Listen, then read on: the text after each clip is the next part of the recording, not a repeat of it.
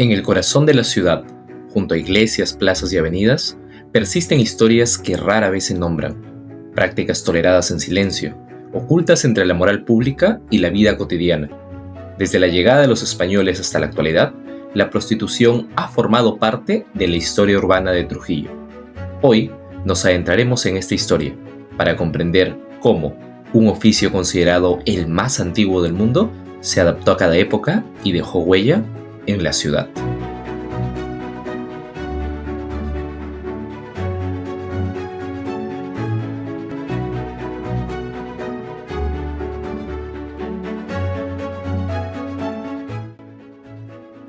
Antes de la llegada de los españoles, no existía la prostitución como hoy la entendemos. La sexualidad formaba parte de rituales, creencias y prácticas comunitarias que fueron reinterpretadas por la mirada colonial. Con la conquista, el cuerpo pasó a ser controlado, moralizado y regulado. Sobre este proceso histórico, consultamos con el historiador Juan Castañeda. Había durante la época colonial un doble discurso respecto a la prostitución, ¿no? Por un lado, se consideraba un pecado contra el rey y contra Dios, ¿no? Debido a que a partir del Concilio de Trento la fornicación pasó a ser un pecado mortal. Entonces, la fornicación es el sexo al margen del matrimonio eclesiástico, ¿no? Entonces, eso por un lado, ¿no? Bueno, y un delito contra el rey porque atentaba contra la familia, ¿no? Pero, a su vez, desde épocas antiguas, o sea, bueno, de la Edad Media, se consideraba a la prostitución también como un mal necesario, ¿no? Como un mal necesario, ¿no? Ya que era preferible que los hombres tengan sexo con mujeres dedicadas al oficio que andar desvirgando doncellas, ¿no? Bueno, para un caso concreto que yo he revisado, es la acusación contra Catalina Rodríguez, ¿no? Una partera, ¿no? Moradora de aquí, de la ciudad de Trujillo, ¿no? Que fue acusada de alcahueta y hechicera. La alcahuetería tiene, dos acepciones. La primera es la alcahueta es una mujer que favorece, ¿no? El encuentro de amantes, ¿no? La correveidile, ¿no? Recordemos a la Celestina, ¿no? Este personaje de la tragicomedia de Calixto y Melibea, escrita por Fernando de Rojas, ¿no? Pero por otro lado, ¿no? La alcahueta es una rufiana o proxeneta, es decir, la persona que tiene bajo su cuidado, ¿no? Tiene en administración a las mujeres que se dedican a este oficio. El caso es muy interesante, del cual Carolina Noack ha publicado un artículo que se llama La Celestina ante la justicia, ¿no? Ella nos da detalles, ¿no? del proceso, ¿no? Bueno, Catalina Rodríguez, la acusada, ¿no? Tenía el oficio de partera. Las parteras tenían un código, ¿no? Recordemos que Damián Carbón, ¿no? Ya en 1560, ¿no? Había publicado la primera obra obstétrica, ¿no? En español, ¿no? El arte de las comadres y madrinas, ¿no?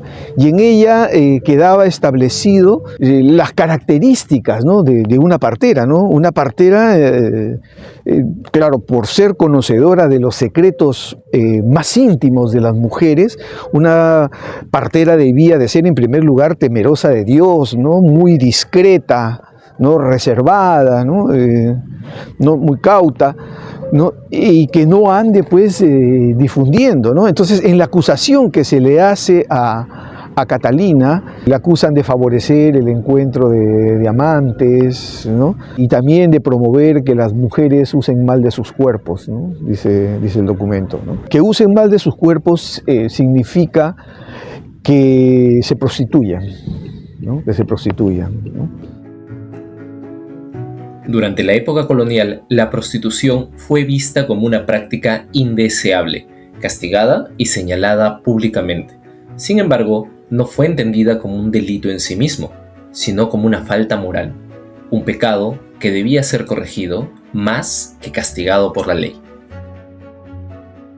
En el siglo XVIII, por ejemplo, cuando revisamos las visitas de cárcel, ¿no?, encontramos entre los detenidos, ¿no?, quienes están presos, ¿no?, o presas, ¿no?, encontramos mujeres que están allí por el cargo de fragilidad. La prostitución, ¿no?, se le conocía con ese nombre, ¿no?, en el siglo XVIII, ¿no? Se consideraba, bueno, está relacionado con el concepto de la fragilidad humana, ¿no?, el de estar en pecado.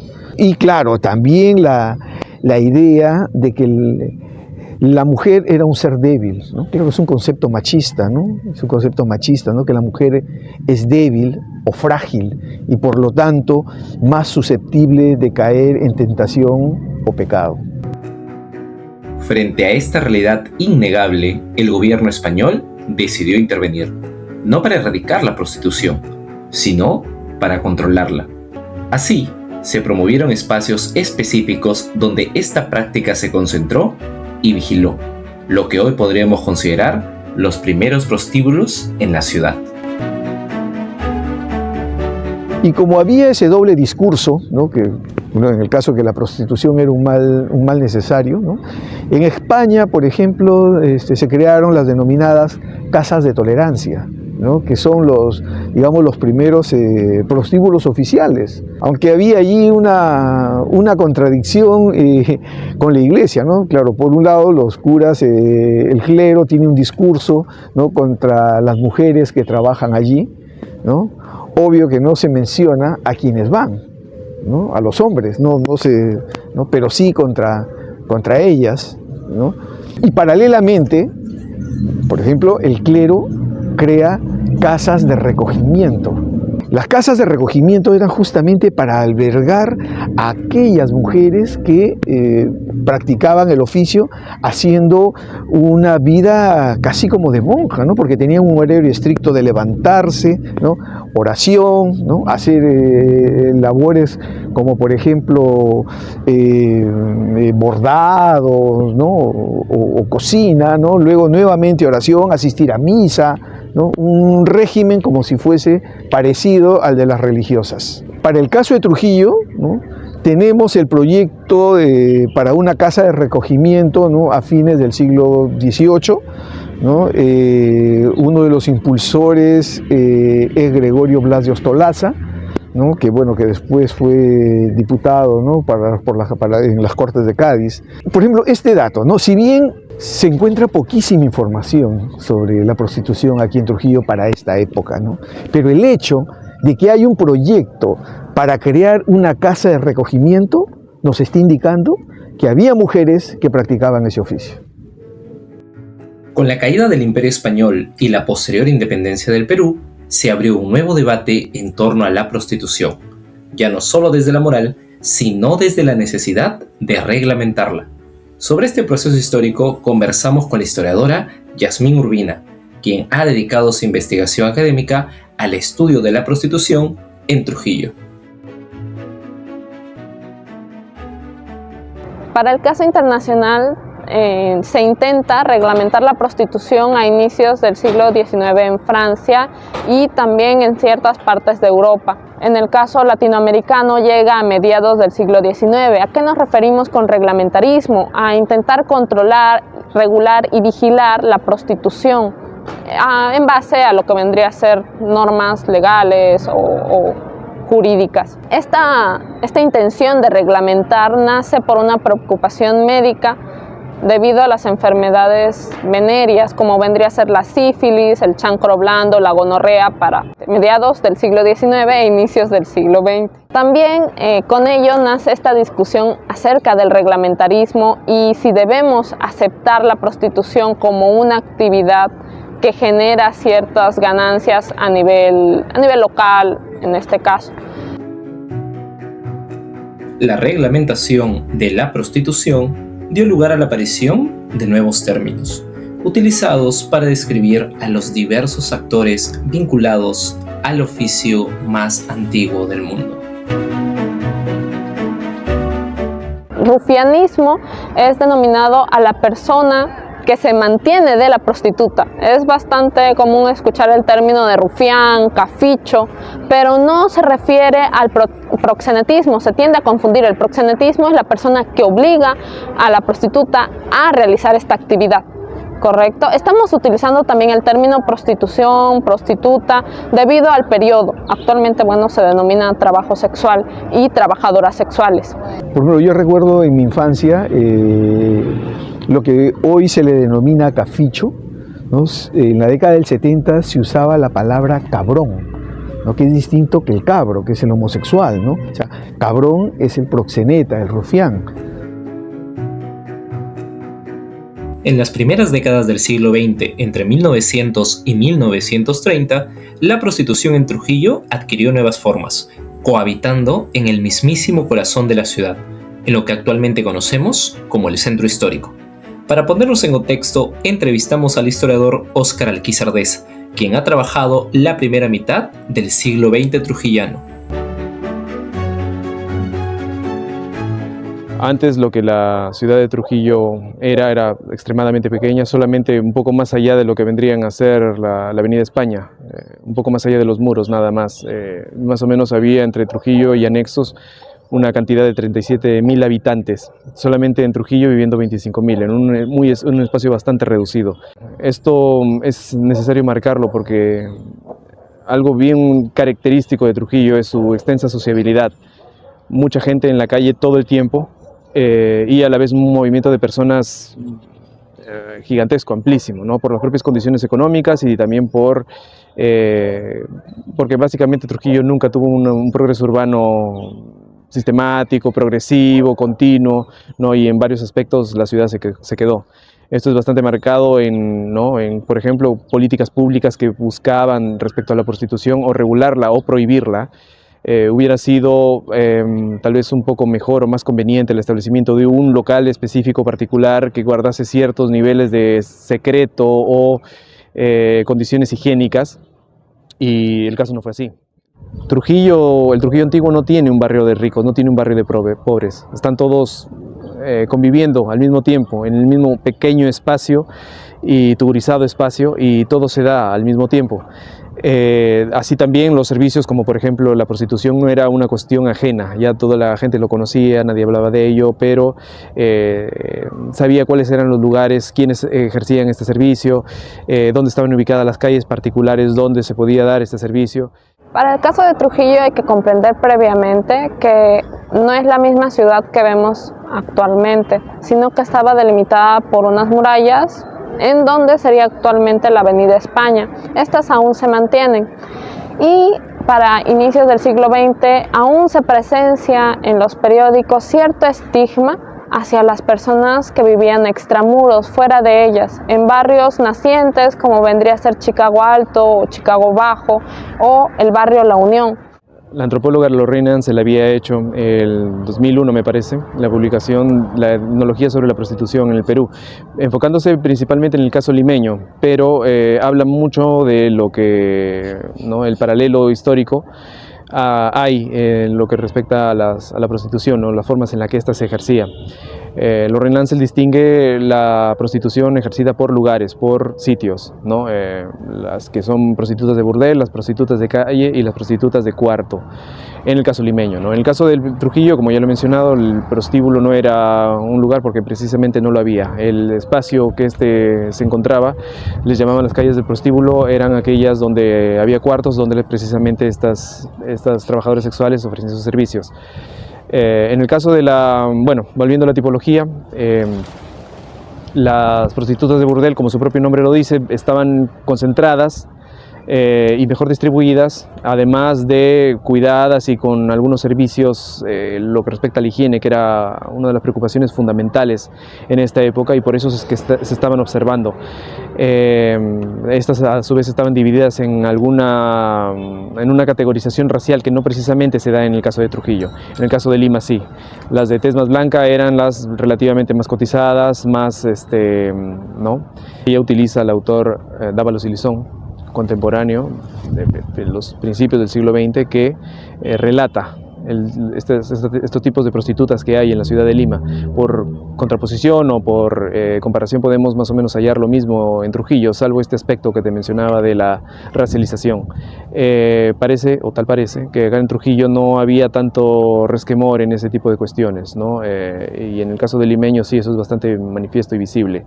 Las trabajadoras sexuales que tenían tez blanca gozaban de mayores privilegios y eran vistas como más educadas, más apropiadas para determinados, para economías un poco mejor colocadas, ¿no? Para la clase media y la clase alta, mientras que las mujeres de raza indígena eran sistemáticamente discriminadas o marginalizadas y eran de los precios o de los consumos populares, por así decirlo, ¿no? Consumían el servicio las clases populares. Considerando las características urbanas y la tipología de la prostitución, resulta necesario preguntarse, ¿cómo se configuró la prostitución en Trujillo? Para empezar, la ciudad de Trujillo, al no contar con un prostíbulo en este periodo de tiempo, el servicio se daba en principalmente cuartos, ¿no? Y a la vez había esta presencia muy marcada de prostitutas de calle, como se les mencionaba, ¿no? Aquellas que recorrían los espacios públicos y que atraían a los clientes hacia algunas locaciones específicas ubicadas en la ciudad, como el trabajo de Urbina ya lo ha representado, para el caso de la segunda década del siglo XX, ¿no? Como por ejemplo la calle Grau y la calle del Arco, que vendría a ser las últimas calles de la calle Orbegoso, las últimas 2 cuadras. Bueno, como ya lo he mencionado, esto de que la presencia de la prostitución en determinadas horas del día en la propia ciudad, en el propio centro, era algo que de una u otra forma marcaba un poco de escándalo dentro de la propia sociedad trujillana, y esto hacía que hubiera reclamos y se exigiera que se los retirase, o que este tipo de servicios se dieran en la parte más aledaña de la ciudad, o por así decirlo, en los márgenes de la ciudad. En la ciudad de Trujillo tenemos algunos casos referenciados para inicios del siglo XX debido a fuentes periodísticas, las cuales nos relatan los ambientes, espacios o lugares en los cuales se está llevando a cabo esta actividad. Por ejemplo, hay una denominada Calle del Arco, que según el mapa de Paz Soldán nos ubicamos en la segunda cuadra del Jirón Orbegoso, y socialmente también se puede alargar hasta la primera cuadra, una muy cercana a la catedral, a la plaza de armas, denotando también la desorganización de la prostitución para la ciudad de Trujillo. Otra calle referenciada sería la de Bolognesi, a una cuadra de la plaza de armas, en la cual cita a una prostituta elegante, denotando ciertas clasificaciones entre las mismas. También hay casos acerca de mujeres que vagan por las calles alegrando a los transeúntes, pero no nos refieren si es que están llevando a cabo la actividad. En muchos de estos pequeños fragmentos en los periódicos se quejan sobre la prostitución, pero no tienden a mencionar explícitamente qué está pasando. Tienden a usar muchos eufemismos, como vendría a ser mujeres de mal vivir o malas costumbres.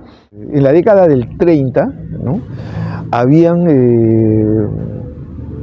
prostíbulos en la calle Estete. Claro, es la calle, digamos, está a las afueras del centro histórico, ¿no? Había un prostíbulo conocido con el nombre de El Aguilucho, ¿no? El Aguilucho, ¿no? Que incluso durante la Revolución del 32 fue intervenido, y ahí se hace la corte marcial, ¿no? La corte marcial. Y también por esa época habían prostíbulos en la avenida Mansiche, ¿no?, cuando todavía existían casas donde hoy es el complejo deportivo, ¿no? O sea, para hacer ese complejo se demolió un lado de las casas. Bueno, por esa zona dicen que también habían prostíbulos. Y bueno, un gran caso y un poquito más explayado vendría a ser el de Ciro Orbegoso. Asesinan a Ciro Orbegoso, una prostituta, en la calle Vindiví, lo que sería actualmente el Jirón Grau, las últimas cuadras del Jirón Grau. Y la asesinan, pero de forma grotesca, le cortan la cabeza casi completamente. Según el caso judicial, en el mismo ambiente se encuentra su hija, en el cuarto se encuentra su hija. Pero menciono esto porque hay cierta diferenciación entre lo que nos redacta la prensa, que en este caso se usa el periódico La Libertad, así denominado, y el caso judicial. La prensa empieza a investigar un poco sobre quién es esta mujer, entrevistan a su hermano, cómo llegó a la prostitución según el familiar de ella, que vendría a ser debido a malas influencias, mientras que el caso jurídico entrevista a lo que vendría a ser su mamá, su amiga y bueno, las personas que vivían con ella. En este cuarto que estaba conectado a 2 cuartos continuos, tenían simplemente una plaza en común, también vivían 2 prostitutas más. Sin embargo, el periódico lo menciona como una persona anónima y otra mujer de su misma profesión o su mismo oficio, que vendría a ser Zoila Arana. En el caso judicial, ella se declara como costurera y hay, bueno, bastante recurrencia en lo que vendría a ser las prostitutas a denominarse como costureras, no de declararse o autodeclararse como prostituta. Otro personaje que mencionan es a su rufián, a su caficho, que sería Luis Rebasa. Ahí es la mayor diferencia entre lo que redacta la prensa y lo que redacta el caso judicial. La prensa ataca directamente al rufián, a Luis Rebasa, como el principal actor de este asesinato, mientras que en el caso judicial no solo investigan a él, sino también a otro contacto que no tenía que ver directamente con la mujer, sino que podría ser un previo cliente, un denominado Valverde, apellidado Valverde. Y ahí cambia el discurso acerca de la prostitución, al menos en el periódico La Libertad. Dejan de ver a la prostituta como una mujer perversa que ataca a los hombres y que estos mismos serían la víctima, a verlo como una víctima debido a su asesinato. Con el paso del tiempo, la prostitución de calle y de cuarto comenzó a transformarse. Estas prácticas dieron lugar a la prostitución de burdel, la cual se desplazaría hacia los márgenes de la ciudad.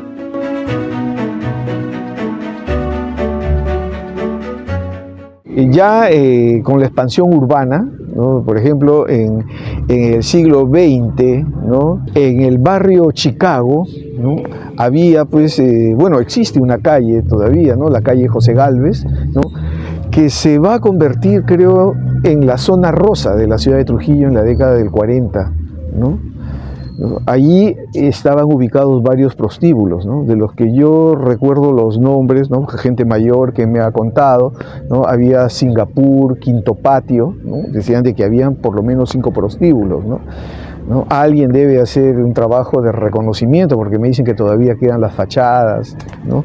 Y claro, pero estaba afuera de la ciudad, ¿no? Hay el concepto de que un prostíbulo no puede estar dentro, ¿no? Sino fuera, ¿no? Y claro, conforme la ciudad se va creciendo, eso ya está prácticamente dentro, y el año 1965 se crea el Milagro, ¿no? El prostíbulo del Milagro, ¿no? Que era prácticamente en el desierto. Estaba en el desierto, ¿no? Hay un poco la imagen, no sé, de hacer algún sitio, no sé, como Las Vegas, ¿no? O sea, Las Vegas, una ciudad para divertirse en medio del desierto, ya. Esa idea, ¿no? Se trae para acá, para la ciudad. Con la información recopilada sobre Chicago y los primeros prostíbulos que surgieron en esta zona, decidimos recorrer sus calles. Caminamos la urbanización, tocamos puertas y buscamos testimonios que nos permitieran reconstruir su historia. Tras una búsqueda persistente, logramos encontrar personajes claves cuyas historias familiares se conectan con lo que fue el primer barrio rojo de Trujillo.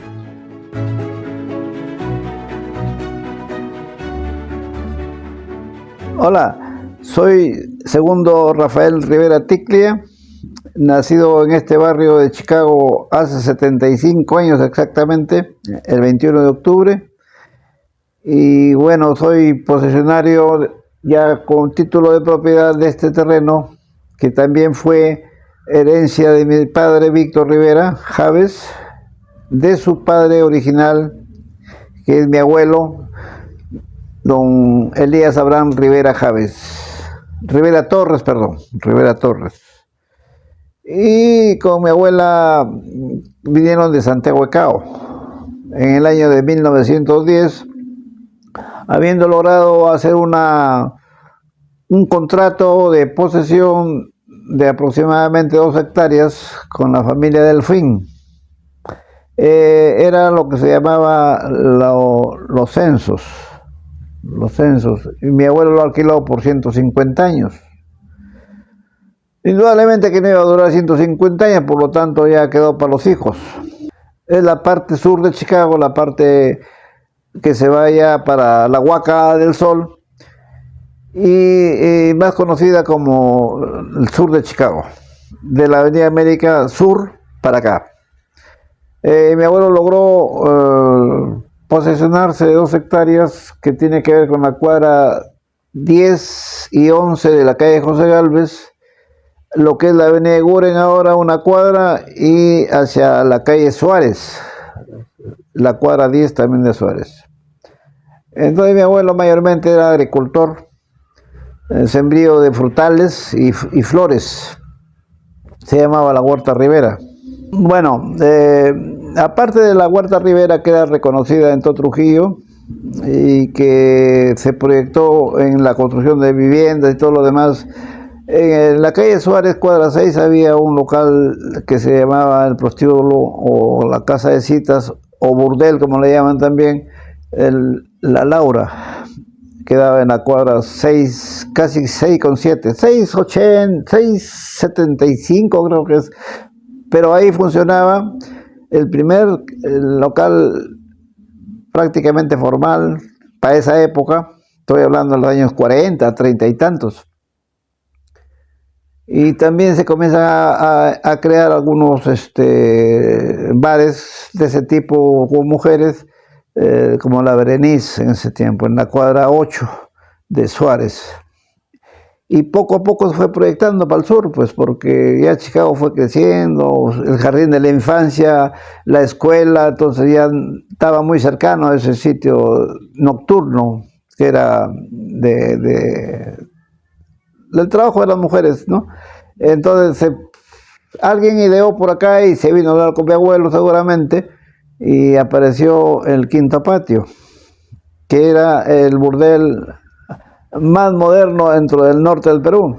Mi abuelo, como tenía el terreno, lo alquiló, y la señora Raquel, que era la que regentaba ese negocio, hizo el edificio, o sea, los cuartos, y de Gálvez a Suárez eran aproximadamente 45 metros y aproximadamente 20 a 25 metros de ancho. Más o menos esa era la estructura que mi abuelo le alquiló, pero le alquiló como terreno. Y ya la señora construyó. Indudablemente mi abuelo después sufrió críticas porque ya la gente fue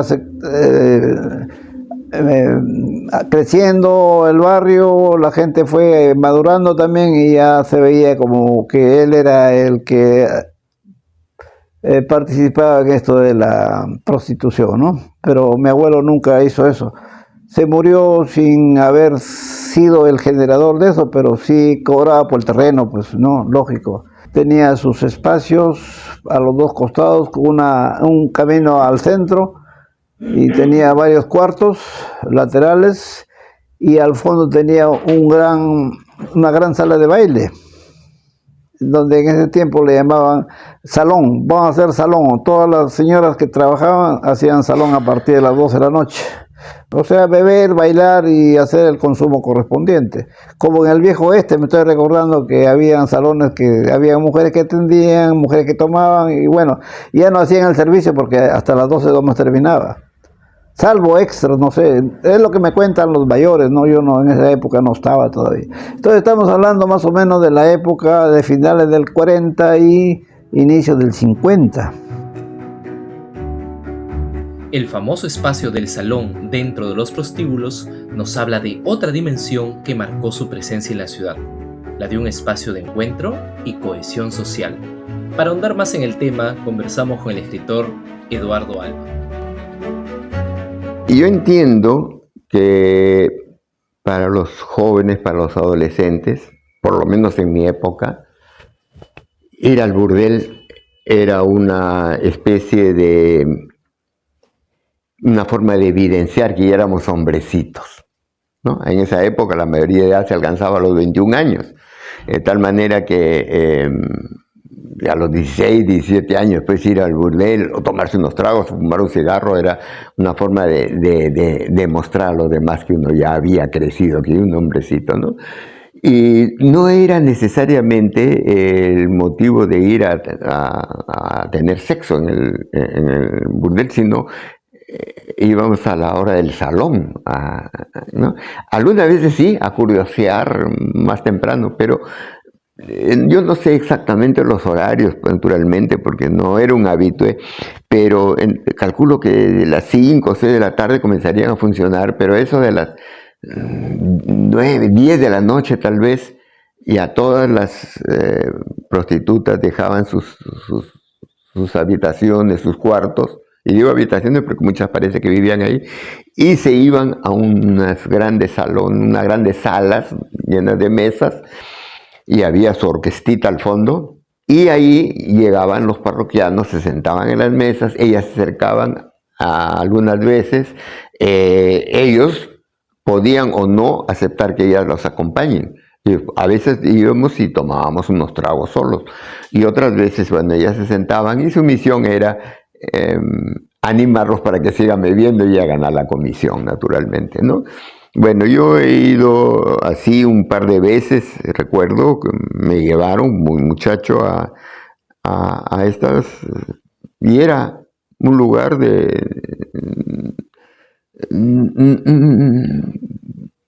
más social que otra cosa, ¿no? Porque nos encontramos en otras mesas con otros amigos, generalmente mayores que nosotros, ¿no?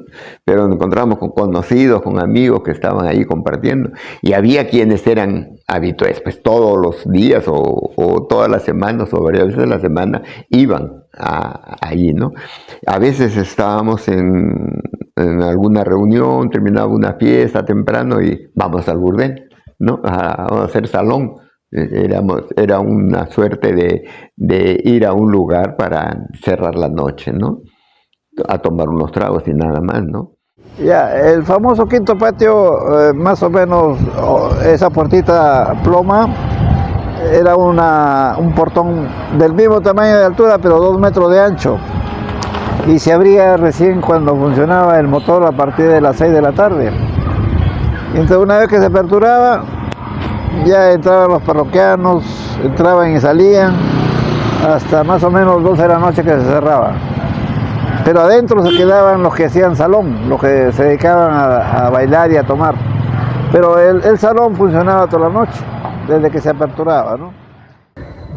Y entonces vamos a llegar a donde quedaba el salón de baile del quinto patio. Ahí donde es el letrerito amarillo. Ahora es una iglesia evangélica. Toda la fachada amarilla era el salón de baile.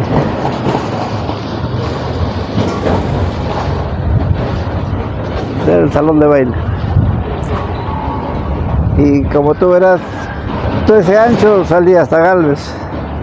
Uno de los aspectos que más llamó nuestra atención al investigar los primeros burdeles de Trujillo fue que, contrario a lo que podría pensarse, muchos estaban dirigidos por mujeres.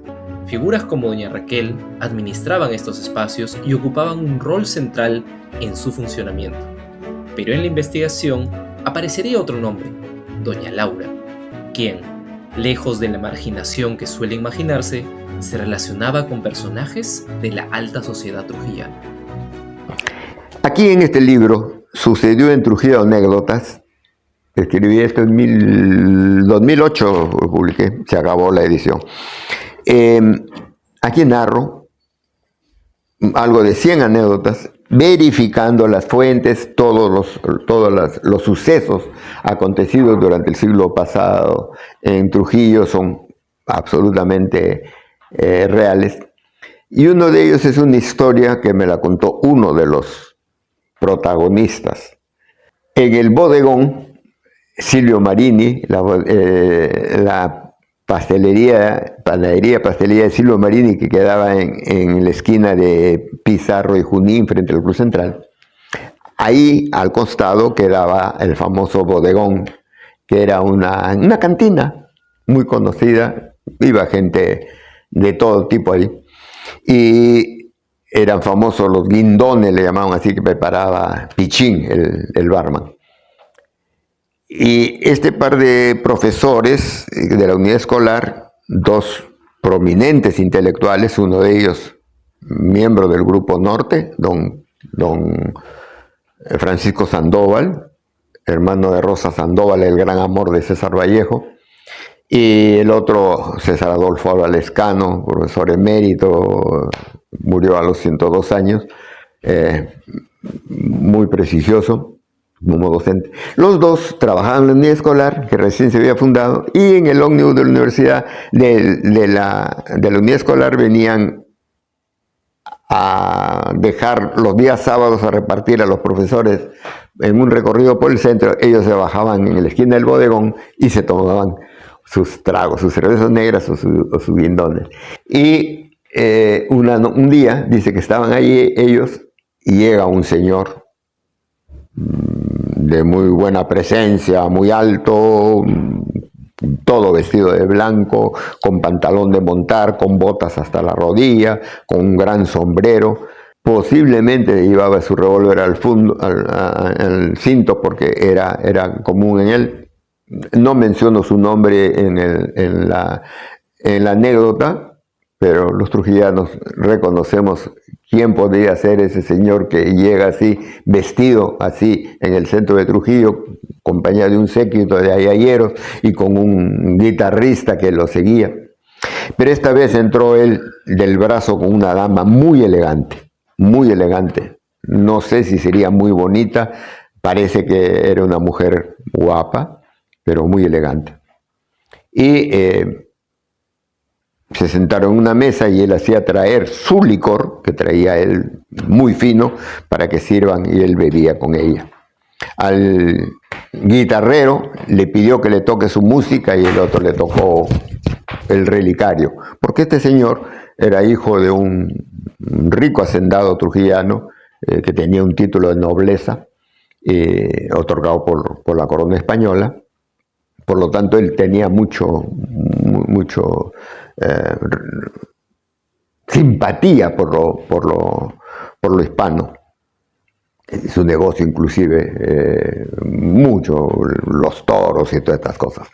Así que hacía que le toquen el relicario, y hay una parte en que la letra dice pues pisa morena, pisa con garbo con el trocito de mi capote que haya pisado tan lindo pie, voy a hacer un relicario, ¿no? Le tendía el capote en el suelo, el torero, a su pareja para que ella ponga su lindo pie encima, y ese trocito iba a ser él un relicario. Y cuando cantaba esto en el bodegón, el guitarrero, de repente el caballero se arrodilla frente a la dama, le toca su pie, se lo acaricia, y en una de esas le dice: yo te quiero. Ay, le dice ella, ¿por qué me va usted a querer? Y él le dice: porque eres la puta más puta de todo el Perú, ¿no? Me imagino que ese sería un halago, un elogio para ella, pero de parte de él salió muy sincero.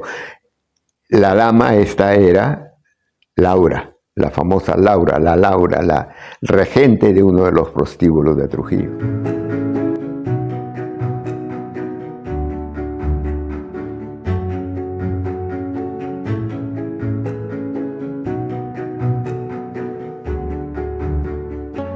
Ya hubieron 4 prostíbulos. A la señora Raquel, que le llamaban al Quinto Patio, que es el original, apareció la Flor de la Canela, que era un local más chico, pero también tenía sus cuartos, tenía su sala de baile. Entonces, estos locales prácticamente atraían a la gente, porque aparte del servicio había un restaurante, un bar y baile. Habían las famosas roncolas, le metías una moneda y salía un disco. Entonces toda la noche funcionaba y se llenaba de soles, se llenaba de cada disco que entraba. Tú podías poner hasta 10 discos con tus monedas y tenías música pues para media hora, algo así. Y bueno, bailaban, se divertían, pero yo que recuerde, no había problemas internos. No, más bien sí habían peleas en la calle cuando salían. a veces bastante fuertes. Venía la policía y se los llevaba, pero bueno, era extra, fuera, incluso ya era después de las 7 de la mañana a veces, ¿no? Cuando ya estaban mareados. Pero siempre ha sido un barrio bastante motivado, movido, y bueno, aparte del fútbol, también habían los famosos burdeles, pues, ¿no? 4 burdeles. Después apareció la Laura y finalmente vino acá en Singapur, que eran 4 locales y había bastante gente. Venía todo Trujillo.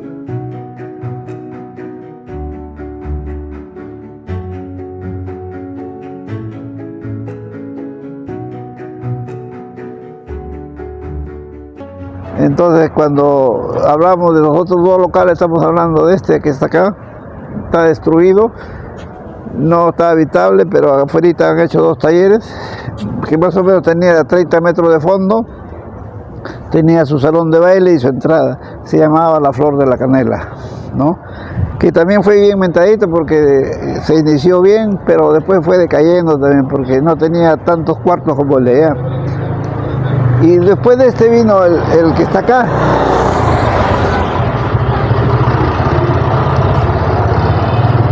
que era más grande, más o menos donde está este portón y donde está esta construcción, se llamaba La Laura, que me parece que fue una proyección de La Laura que era en Suárez antes, ¿no? Ese fue el tercero que vino, porque al final el último fue el Singapur. También tenía su sala de baile, tenía su restaurante. O sea, la característica de los burdeles, los centros de mujeres era que tenían sus cuartos, su sala de baile y su restaurante, su comida.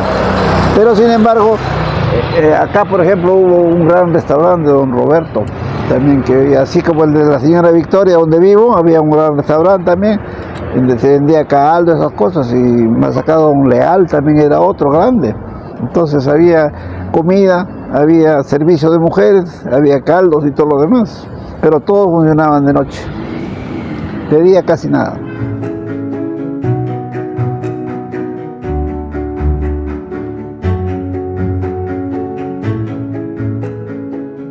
¿Dónde queda el Singapur?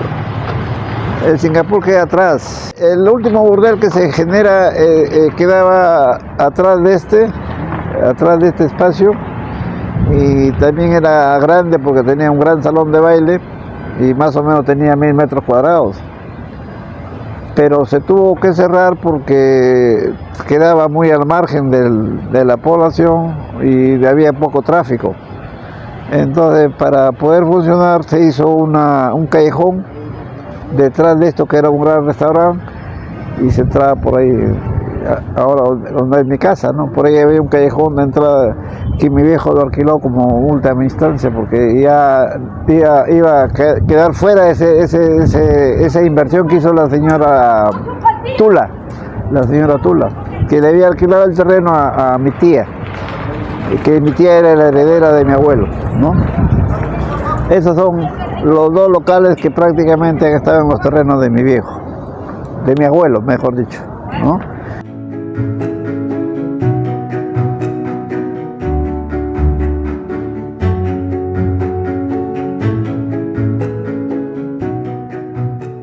Desde aquí hasta donde está la fachada blanca era el lote de herencia de mi tía. Y mi tía le alquiló a la señora Tula. Y la señora Tula construyó el famoso prostíbulo Singapur, que tenía cuartos a los costados, pero acá era la sala de baile. Acá era la sala de baile, grande también la sala de baile. Y tenía los cuartos, ¿no? Y como tú verás, chocaba con el quinto patio, con una parte del quinto patio, ¿no? O sea, de la fachada azul para atrás quedaba el quinto patio. El quinto patio era largo, 45 metros. Y este lote también tenía su anchura, más o menos eran 1000 metros cuadrados de mi tía. Durante el rodaje de este documental, buscamos indagar sobre las trabajadoras de la época, pero hallar información resultó muy difícil. En los antiguos burdeles casi no existió documentación que haya registrado sus historias. Solo fue posible aproximarnos a este tema de manera tangencial, a través de la memoria colectiva y de los relatos que aún persisten.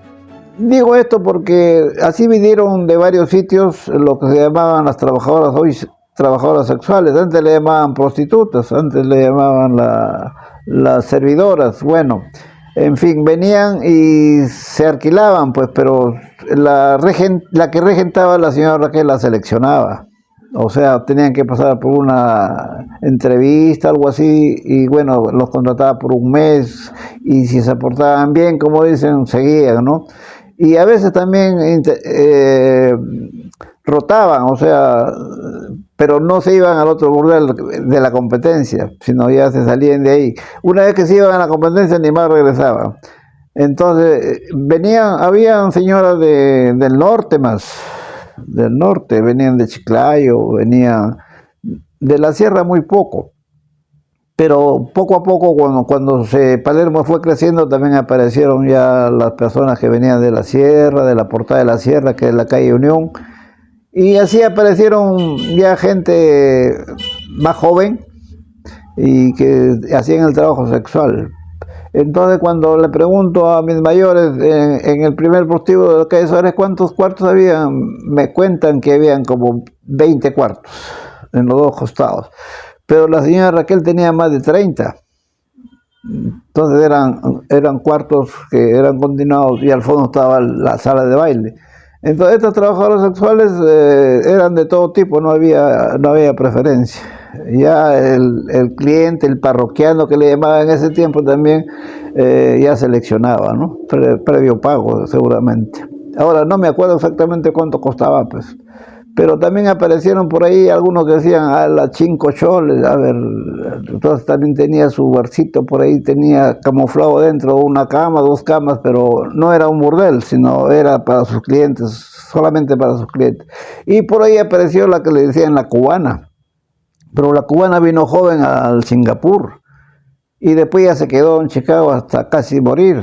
Y sus principales recuerdos o anécdotas que se llaman era que venían los cachaquitos de acá del 37, ¿no? Entonces venían los cachaquitos y como eran medios caídos de la sierra, ella les decía su clásico llamado era, ven para cacharnos, y los llamaba así, ¿no? Entonces, cuando más adelante hemos analizado, pues el acto sexual es entre dos, no es entre uno solamente, entonces ella lo hacía en plural, entonces se hizo famosa por eso, y bueno, ya murió, pues, pero era una persona que ya estaba en declive, ya veterana incluso, ¿no? Pero bueno, así como ella, habían varias que vivían también por Chicago, pero ya con el tiempo hasta evangélicas se volvieron, pero la mayoría era de afuera, no eran de acá. Al contrastar estos relatos con los vecinos de Chicago, muchos recordaban aún a la 5 soles y especialmente a la cubana. Nadie sabe con certeza si realmente provenía del Caribe, pero su acento y su condición de extranjera la volvieron una figura memorable. En esta búsqueda aparecería también otro nombre muy interesante, la chilena. Al revisar fuentes literarias, encontramos un cuento en el que este personaje es mencionado y descrito, ampliando las huellas de esta historia. Hola, mi nombre es Bernardo Alba.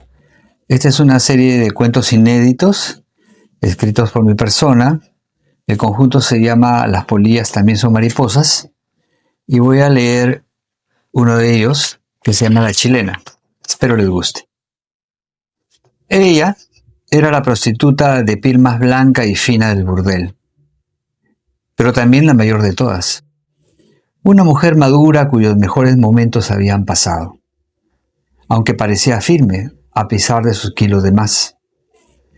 Tenía gran experiencia en debutantes y casos difíciles, especialmente cuando el parroquiano entraba en pánico escénico y no lograba elevar el mástil.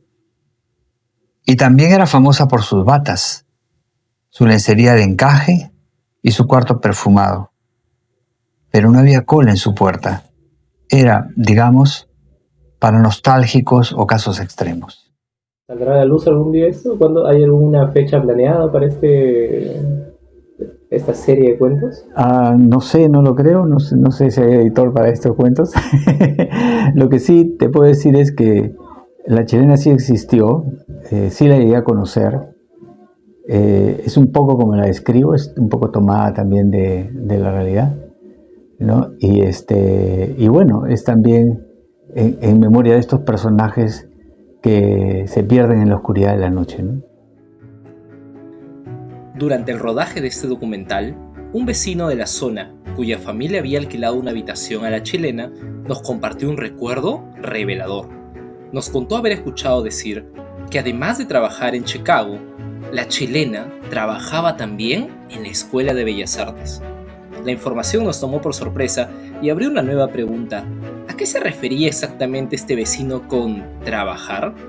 Para intentar comprenderlo, contactamos con la artista Lutgarda Reyes, perteneciente a la tercera promoción de la Escuela de Bellas Artes y quien además fue directora de dicha institución, buscando explorar una posible conexión con el arte.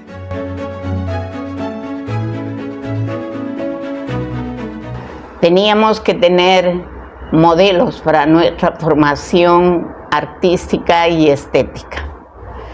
Y esta formación empezó primero con bodegones, en lo que es ahora Museo de Arqueología de la Universidad Nacional de Trujillo, que teníamos la academia que fundara don Pedro Azabache Bustamante, fundador de nuestra escuela.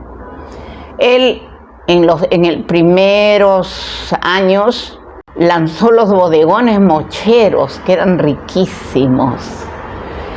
Pescado, la lapa y algunos otros elementos como los tubérculos.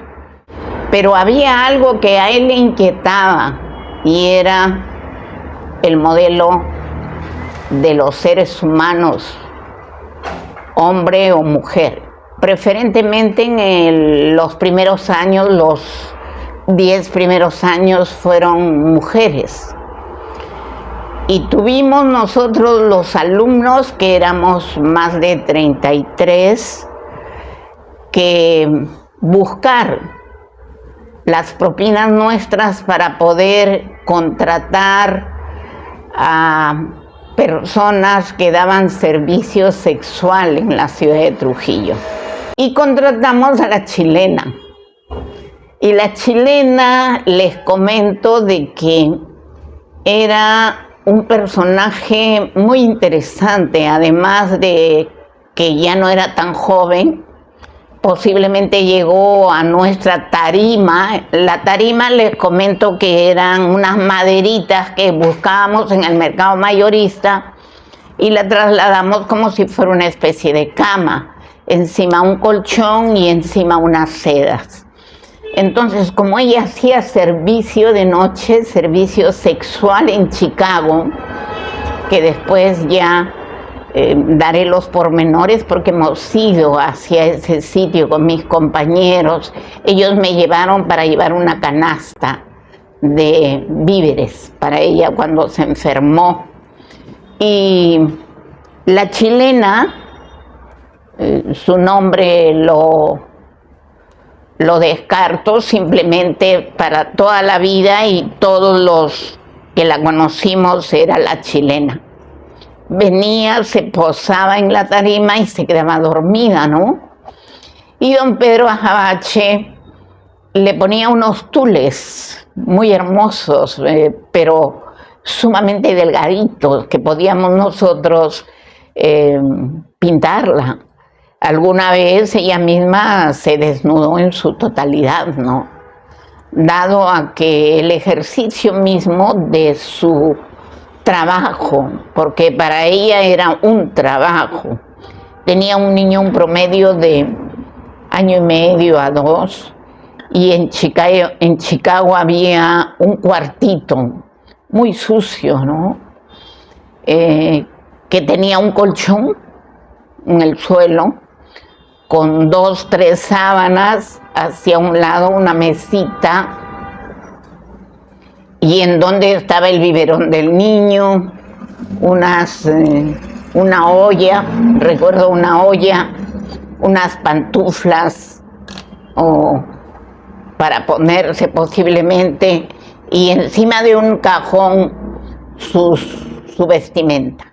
Eran épocas muy difíciles y la chilena nosotros le teníamos respeto, porque además de ser una prostituta de la calle, daba un servicio para la formación de artistas.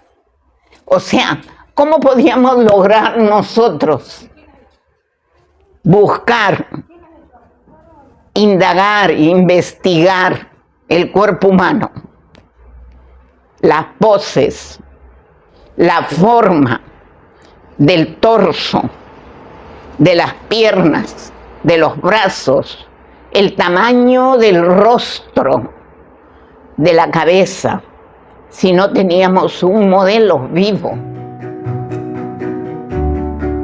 Lo conversado con la maestra Lutgarda nos generó nuevas interrogantes. ¿Fue acaso la chilena la única trabajadora en posar como modelo artística?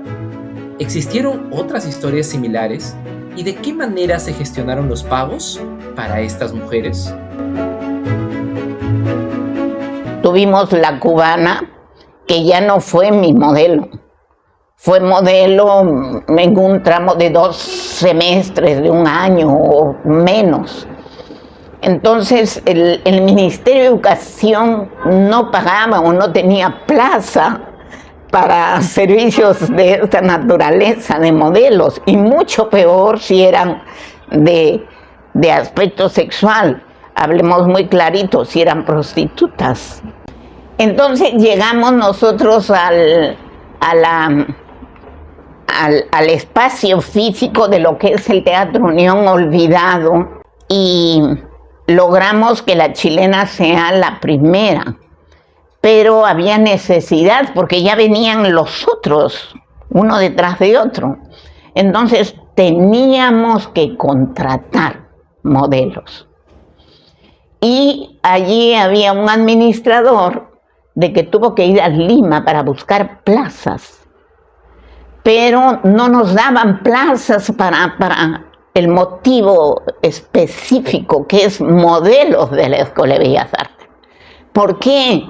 Porque la sociedad trujillana alterada no sabía con exactitud de dónde provenían, y el escándalo empezó a suscitarse, personajes en la Escuela de Bellas Artes totalmente desnudos, mujeres desnudas frente a jovencitos que podían también pedir el servicio y preveo que lo hicieron muchos de mis compañeros, que yo no digo, ¿no?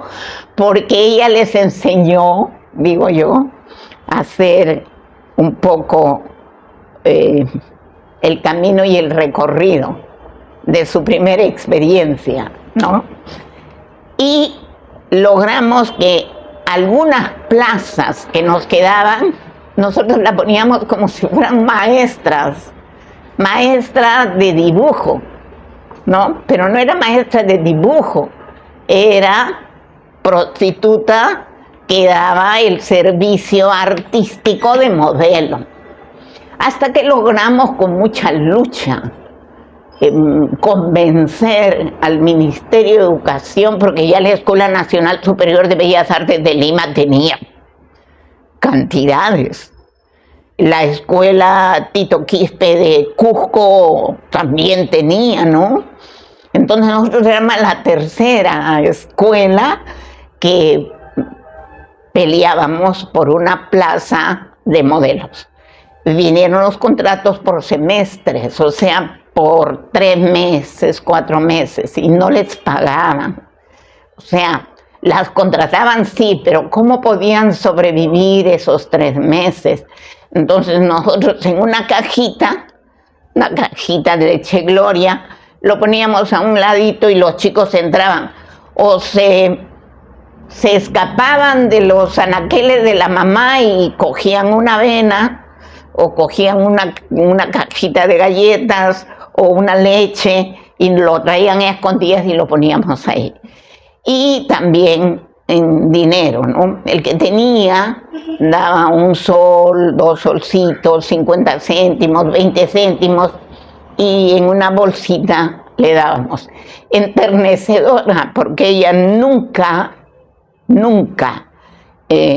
negó.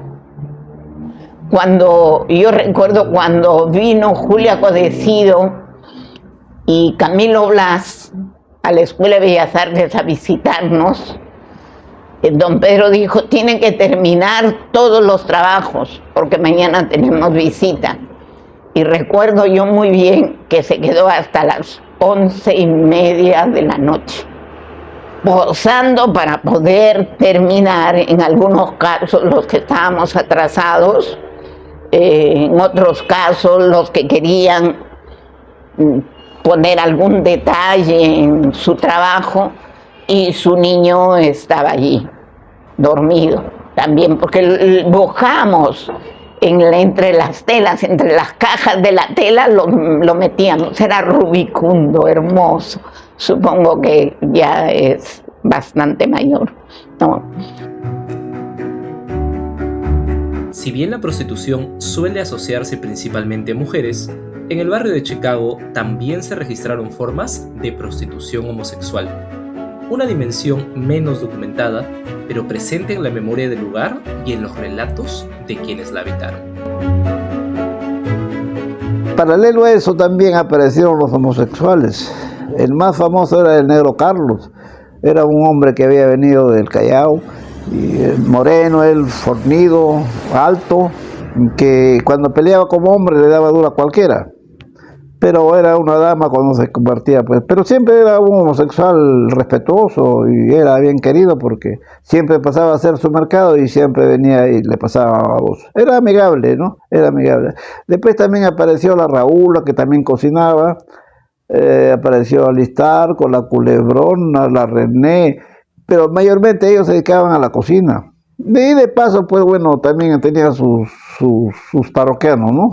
Y a veces tenían su pareja. El cúmulo de estas actividades comenzó a ser cada vez más cuestionado por la sociedad. En este contexto, la prostitución fue asociada al pecado y a la degradación del barrio de Chicago. Frente a ello, muchos vecinos recurrieron a la fe, convencidos de que solo desde lo religioso podrían enfrentar aquello que consideraban un mal.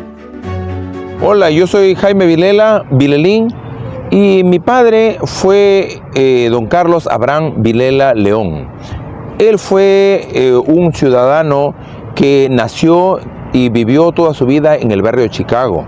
Él decidió emprender una lucha en favor de la buena educación y mejoramiento del barrio de Chicago. Tal es así de que se hizo el primer presidente del Comité de Construcción Pro Templo de Iglesia San Pablo, que queda en la avenida José María Eguren, donde actualmente ya es Palermo, pero antes todo eso pertenecía a Chicago. Bueno, Chicago adolecía de una mala fama porque existía prostitución, en algunos lugares como las últimas cuadras de la calle José Gálvez, pasando a la avenida Los Incas, lo que era Singapur, y entonces él decide pues con un grupo de ciudadanos notables de ese barrio fundar una parroquia. Se puso en contacto con los padres del Sagrado Corazón de Alemania, y ellos, él se puso también en contacto con Monseñor Carlos María Jurgens, quien en ese momento era obispo de la ciudad de Trujillo. Le brindaron todo el apoyo y entonces de esta manera se emprendió la construcción de este templo, lo cual fue una tarea muy titánica. Los abuelos han dejado el terreno ya, digamos, propio, que lo sacaron por, ¿cómo se llama? Laredo, y un tal Campana, que lo donaron. Eso fue una donación. Y ellos estaban trabajando para poder cercarlo. Y con adobe se ha cercado todo eso. Entonces, en el año 60, que mi papá vino, se alineó a esa agrupación que estaban, digamos, cercando ya el terreno. Era bastante grande, bien grande. Entonces, ya paralelo estaba el problema ya de la prostitución en Chicago, ¿no? Entonces, bueno, ellos como jóvenes han apoyado al grupo de la iglesia y ahí han ido trabajando. Hubo un padre que ayudó a las gestiones primeras, padre Javier Amoroso, que pocos lo mencionan, lo conocen. Yo lo sé por mi papá, que él me contaba, porque yo le preguntaba siempre, ¿no? El padre Javier Amoroso fue el que gestionó todo esto. Consiguió los donantes, hizo a la gente que se mueva, se agruparon, lo pidieron y se los regalaron. Había 2 lotes, podía ser cualquiera de los 2, pero lo querían. Y salió los 2 lotes, y los 2 los recibieron. Entonces por eso es que la parroquia tiene bastante extensión de terreno. Cabe también anotar, como en determinado momento dije, es que al tratar de erradicar la prostitución que existía por esa zona, por esos lugares, también mi papá fue muchas veces amenazado de muerte. Le pedí, pero él, como era, yo recuerdo, y mis hermanos suscribirán esto, mi papá era alto, más alto que yo, de una gran fortaleza física y no le tenía miedo a nada, el viejo. Entonces, debido a eso es que la obra continúa adelante, ¿no? Entonces, en estas callecitas, pues, de la calle José Gálvez, habitaban de manera subrepticia algunas mujeres de mal vivir, las cuales estaban, pues, apadrinadas o tenían como pareja, pues, a unos sujetos indeseables, las cuales las cuidaban, ¿no? Lo cual sucede actualmente, ¿no?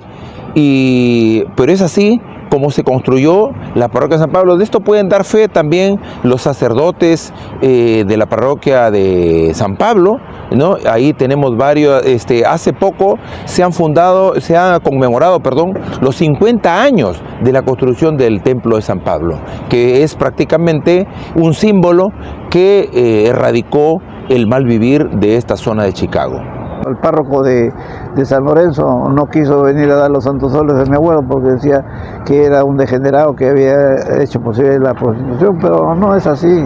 No, mi abuelo no tuvo esa intención.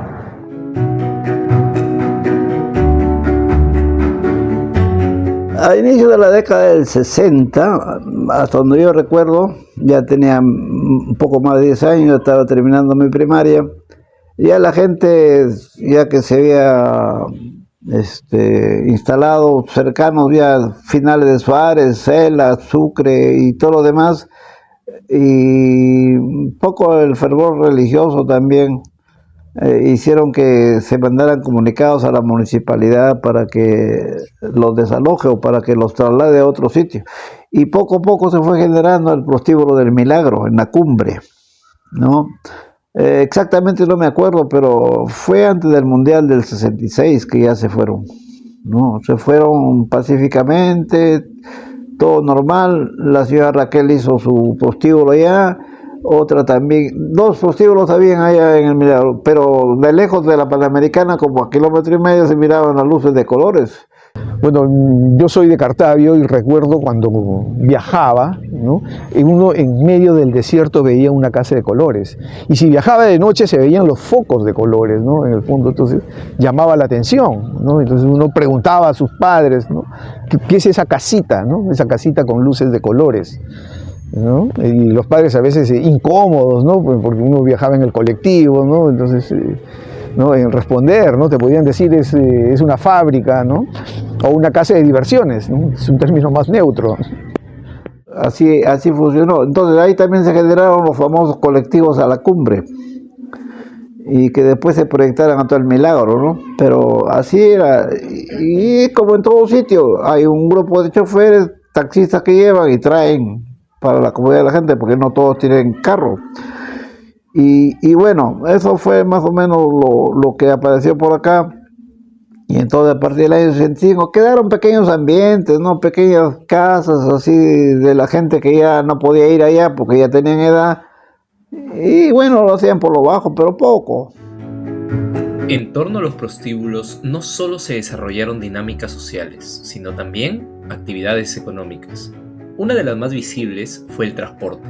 dando origen a la llamada Línea Roja de Trujillo, que conectaba estos espacios con la ciudad.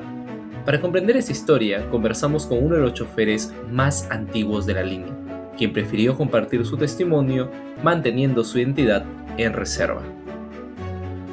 Quien habla es un trabajador dedicado al transporte por muchos años, y si se quiere saber cuándo aproximadamente nació este servicio, puedo decirle que tengo conocimiento del año 1965, cuando los prostíbulos que actualmente ahora funcionan en El Milagro funcionaban anteriormente en Chicago, por esa zona.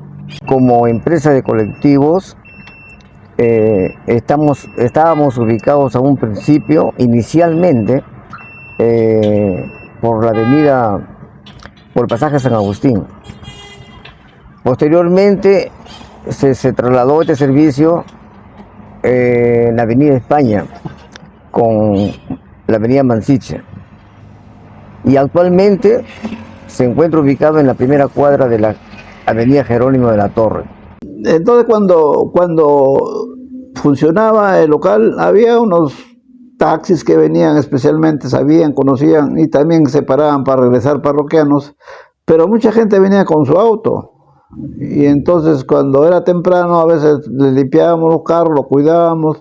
Había un grupo de jóvenes, ¿no? Por supuesto, y no solamente yo, pero venían de todo tipo, sin mencionar nombres, gente del Club Central, del Club Libertad,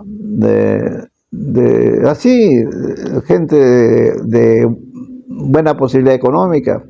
Una de mis primeras experiencias era cuando yo tenía no más de 16, 17 años, y me robaba el carro, en las noches el carro de mi padre, que era un Buick Special de 8 cilindros grandazo. Me salía con un amigo a buscar chicas, a buscar fiestas, a pasear, y luego tenía que ir a dejarlo a la cochera que quedaba a una cuadra de mi casa, ¿no? Y había que reponer la gasolina que había consumido porque mi papá no se diera cuenta al día siguiente. El carro era muy tragón. Así que como no teníamos plata, nos íbamos al burdel. Quedaba en esa época en el barrio de Chicago, al fondo, y yo manejaba, me estacionaba cerca, no podía entrar, era muy muchacho, y mi amigo, con el que siempre íbamos, que era bien alto y un poquito mayor que yo, entonces él sí entraba, buscaba un par de borrachitos, generalmente ese era nuestro objetivo, que venían, subían al asiento de atrás, le hacíamos las carreras al centro. En esa época la carrera costaba $3.50, entonces generalmente nos pagaban con 5 soles, con un billete de 5 o con un billete de 10, y nosotros emprendíamos la fuga. Con esos 10 soles teníamos que echarle un par de galones de gasolina al carro, comprarnos un par de cigarritos, tomarnos una gaseosa, ¿no? O sea, era una morada. Felizmente mi padre jamás se enteró a dónde iba a parar su carro, ¿no? Bien, esta empresa de transportes se inició primeramente como colectivo tradicional, y con el transcurso del tiempo se ha ido ya normalizando desde el punto de vista legal. Ahora ya es empresa de transportes. Hay seguridad y tenemos la confianza del cliente, que siempre nos acompañan para trasladarlos al lugar, en un lugar denominado La Colonial, que es el nombre del prostíbulo. Principalmente porque también hay otro anexo que se llama el local del Quinto Patio. Y en ese trabajo lo realizamos todos los días del año, a excepción de un viernes del mes de abril, o sea, Semana Santa. Me gustaría saber cómo era el tema de los precios. ¿Recuerda cuándo empezó usted, hace cuántos años atrás, cuánto era el precio y cuánto ha ido avanzando con el tiempo? Referente al precio, puedo dar fe desde el año 1992 que yo me encuentro trabajando en este servicio. El precio costaba $1.50. Con el transcurrir del tiempo se ha ido incrementando de acuerdo al alza del dólar, de acuerdo al precio de los combustibles, etc., etc. Tal es así que actualmente su precio, consideramos bajo un estudio que hicimos, el precio cuesta 7 soles. Una consulta, ¿por qué el color rojo? Porque ¿cómo terminaron diciéndose por ese color, no? Todas las empresas de Trujillo que brindan servicios de auto colectivo tienen un color que lo identifica, y nosotros porque es rojo. Porque al cambiar o al adaptar el color del carro, habían ya un promedio de 25 unidades que daban el servicio. Eran 25 unidades, habían como 5 unidades que eran rojas ya. Entonces por mayoría se dijo, bueno, que te sea rojo. Y hasta la fecha sigue siendo rojo. Con el traslado del Quinto Patio y la Colonial hacia la zona del Milagro, este espacio se consolidaría durante décadas como el burdel más conocido de la ciudad. Con el tiempo aparecerían nuevos locales. Este escenario puso en el centro la discusión sobre la salud pública. Instituciones como el Hospital Belén de Trujillo y el Hospital Regional asumieron un rol clave. En Ayacucho comienza con la cuadra 2 y la cuadra 3, la calle Bolognesi, con Ayacucho. Hacia la mano derecha quedaba el dispensario antituberculoso, local que hasta ahora existe como tal, pertenece al Ministerio de Salud, pero ya no es el dispensario. Y a la derecha había una parte antigua, donde quedaba una especie, no me acuerdo el nombre, cómo se llamaba, una especie de tópico para primeros auxilios, de cosas menores, accidentes. Bueno, en el dispensario antituberculoso pasaban su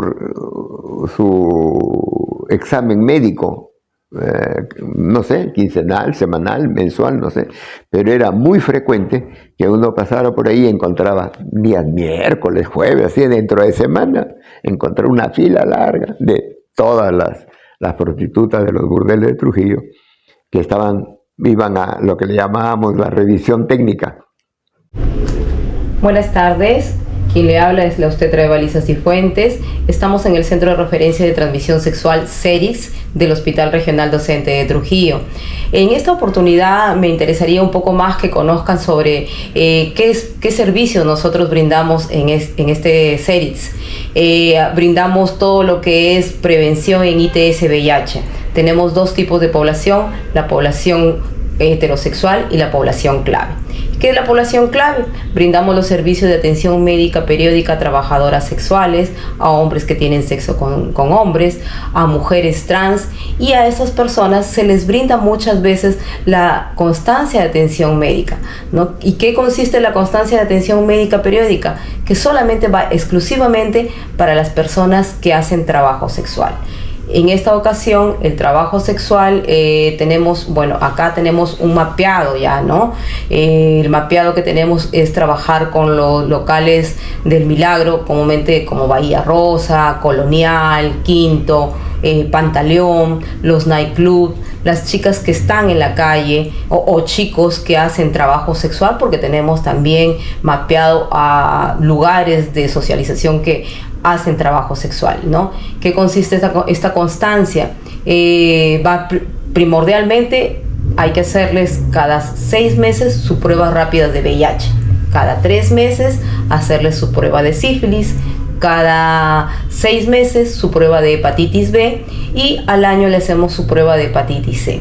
Entonces damos atención también en los tratamientos. Ninguna señorita o ningún caballero que tenga alguna infección de transmisión sexual no puede tener esta constancia si primero no recibe tratamiento con nosotros. El tratamiento se brinda dentro del servicio, ¿no? Ya sea por alguna cervicitis, sea por alguna gonorrea, sea por sífilis, por una cándida, ¿no? O todo lo que tenga que ser con alguna enfermedad de transmisión sexual. No brindamos, por ejemplo, la constancia médica cuando encontramos un molusco, cuando encontramos una enfermedad de un condiloma, que son papilomas virus humano. Una vez que la señorita se trató o el varón se trató, recién brindamos la constancia. ¿Por qué? Porque tiene que ser evaluado. Esta constancia de atención médica periódica que se le da a la trabajadora sexual es mensual.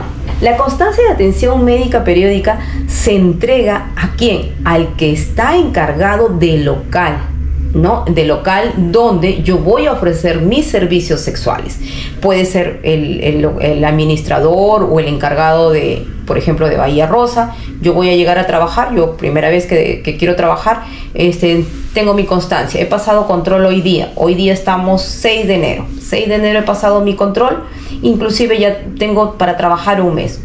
En el local dejo mi copia o la original de mi constancia de atención. Yo puedo trabajar tranquilamente en el local, probablemente me asignen un cuarto y yo tengo que llegar a la hora que se me indique y yo puedo trabajar tranquilamente. Independientemente, no me va bien en ese local, no significa que va a venir acá al CERITS a que yo le entregue otra constancia. Por eso, cuando la señorita se va de acá, le decimos, sáquenle copia, tómenle foto. ¿Por qué? Porque de repente a mí no me va bien en Bahía Rosa y me dicen que en Colonial está buena la plaza. Me voy con mi misma constancia al Colonial. Y tengo para trabajar hasta aproximadamente 4 o 5 de febrero porque me ponen la cita ya también. Ya tengo cita y yo el 5 de febrero me acerco al CERIS, vengo a pasar mi control. Ya no vamos a repetir todos los exámenes. ¿Por qué? Porque recordemos de que en mi primera visita me hicieron mi prueba de VIH, que dijimos que valía por 6 meses, porque en la constancia dice válido para 6 meses, mi prueba de RPR, que dice válido para 3 meses, mi prueba de hepatitis B y hepatitis C, válido para el año, y mi secreción vaginal, que dice válido por 1 mes, por 30 días. Entonces yo me acerco al CERIS, porque tengo mi cita ya, dice cita 4 de febrero, tengo cita, y solamente me harán mi secreción vaginal. El mapeo de los CERITS advierte que todos los burdeles actuales se ubican a las afueras de la ciudad. Esto conllevó nuevas preguntas. ¿Por qué se eligieron estos espacios? ¿Hay criterios que definen su ubicación? ¿Y si hoy sería posible la apertura de un nuevo burdel en Trujillo? ¿Qué tal? Muy buenos días. Nos encontramos el día de hoy justamente ante una inquietud de un investigador respecto a la casa de citas o denominados prostíbulos, ¿no? Aquí como área de licencias nos hemos puesto a buscar referente a dicho giro y hemos identificado que está contemplado dentro de los giros que en su momento se realizaban dentro de la ciudad de Trujillo, ¿no? Hablamos de años atrás. Actualmente con la actualización del catastro y la zonificación, este tipo de actividad ya se ha sacado de la zona urbana y se ha buscado ubicar en la zona industrial. Actualmente hemos extraído un reporte de zonificación donde el giro de casa de citas y prostíbulo ya no es compatible en la ciudad de Trujillo, hecho que ha sido regulado ubicándolo en una zona apropiada para dicha actividad. Yo tengo conocimiento que en el plano de 1995, que este es parte de la actualización del esquema director, aquí ya aparecía un terreno en el norte de la ciudad, que es en el Milagro, justamente ya para llegar a Chicama, en el límite entre Huanchaco y Ascope, un terreno que estaba zonificado como otros usos. Entonces, este terreno que está zonificado como otros usos es el terreno donde actualmente funciona las casas de cita, ¿no? De la ciudad de Trujillo, en la zona norte, ¿no? Después, al interior, no había una zonificación específica donde diga acá sí se puede hacer este tipo de actividades, ¿no? Sin embargo, por conocimientos ya externos, tuve entendido que en los años 50, en los años 60, había ya casas de cita que funcionaban en Chicago, pero específicamente que en el plano normativo diga aquí no estaba planteado de esa manera, ¿no? Posteriormente, en los documentos ya de planificación se actualizaron y a partir del año 2006 ya aparecía este rubro, ¿no? Este rubro como para que puedan sacar permisos o licencias. Pero ¿qué te decía la norma? Que estas actividades se pueden dar en 2 zonas principalmente. En las zonas industriales pero zonas industriales como I3 y 4, que es industria grande, ¿no? Industria pesada, que esa zonificación lo tenemos también al norte, en el parque industrial, o que puede haber estas actividades en las zonas periféricas, que nosotros le llamamos zonas preurbanas. Específicamente te dice, en estas dos zonas sí puede haber este tipo de actividades, ¿no? Más no en la ciudad. Si bien los burdeles no pueden darse en la ciudad, la realidad se abre paso entre la norma, y es que entre la penumbra de la noche, el oficio más antiguo del mundo se mantiene aún en el corazón de Trujillo.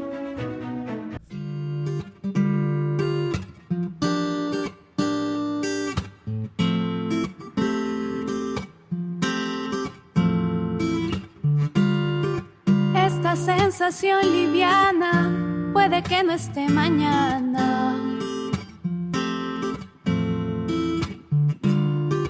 Frutos rojos aparecen trasladando mi ventana.